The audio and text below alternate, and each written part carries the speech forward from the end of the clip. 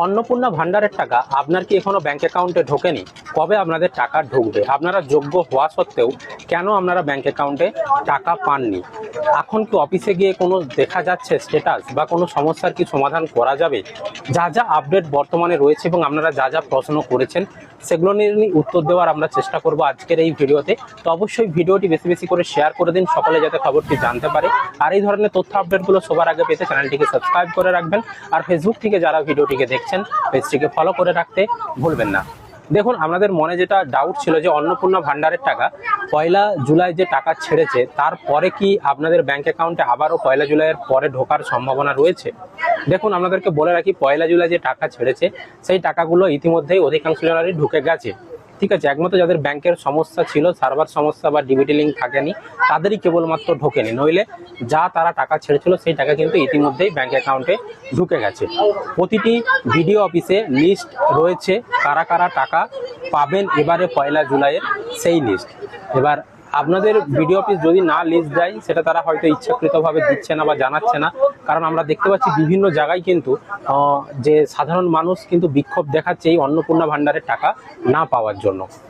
বিভিন্ন পৌরসভাতে ঘেরাও থেকে শুরু করে বিডিও অফিস, পঞ্চায়েতে ঘেরাও বিভিন্ন সময় আমরা দেখেছি যে এই যে অন্নপূর্ণা ভান্ডারের জন্য প্রচুর মহিলারা বিক্ষোভ দেখাচ্ছে। এর ফলে অনেকেই লিস্ট কিন্তু প্রকাশ করতে চাইছে না, তবে বিডিও অফিসের কাছে কিন্তু লিস্ট রয়েছে। তবে আপনি টাকা পাননি, সেটা যদি কেন পাননি, কি কারণে পাননি, তার স্ট্যাটাস যদি আপনি বিডিও অফিসে যান চেক করার জন্য, সেটা কিন্তু তারা চেক করতে পারছে না, কারণ তাদের সিস্টেমেও এখন পর্যন্ত কোনো রকম ওই ধরনের অপশান দেয়নি যে আপনারা আপনাদের আধার নাম্বার দিয়ে তারা চেক করে বা অ্যাপ্লিকেশন আইডি দিয়ে তারা চেক করে বলে দিতে পারবে যে আপনাদের টাকাটা কেন ঢোকেনি। তাদের কাছে এখন পর্যন্ত কোনো রকম সিস্টেমের কোনো তথ্য নেই, তারা কোনো রকম তথ্য আমাদেরকে জানাতে পারছে না।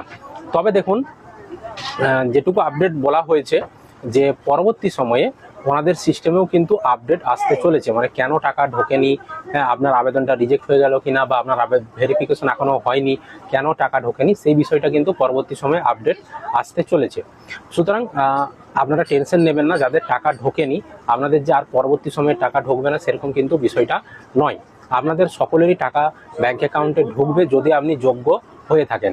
এবারে যে ভেরিফিকেশনগুলো করা হয়েছে, প্রথমে ম্যানুয়ালভাবে ভেরিফিকেশন করা হয়েছিল, তারপর কি হয়েছে, ম্যানুয়ালভাবে ভেরিফিকেশন করতে অনেক সময় লাগছিল, তারপর হঠাৎ করে সিস্টেমের মাধ্যমে, সফটওয়্যারের মাধ্যমে বা এআই বেসড ভেরিফিকেশন করা হয়েছে। সেই কারণে কারা টাকা পেলো কারা পেলো না, এই বিষয়টা কিন্তু অফিসের স্টাফরাও কিন্তু কোনো রকম কোনো তথ্য আপনাদেরকে দিয়ে সাহায্য করতে পারছে না। সুতরাং এখন অফিসে গিয়ে কোনো আপনাদের লাভ নেই, কারণ তারাও কোনো কিছু চেক করতে পারছে না। পরবর্তী সময়ে তাদের কাছে অপশান আসবে সেই চেক করার বা স্ট্যাটাস চেক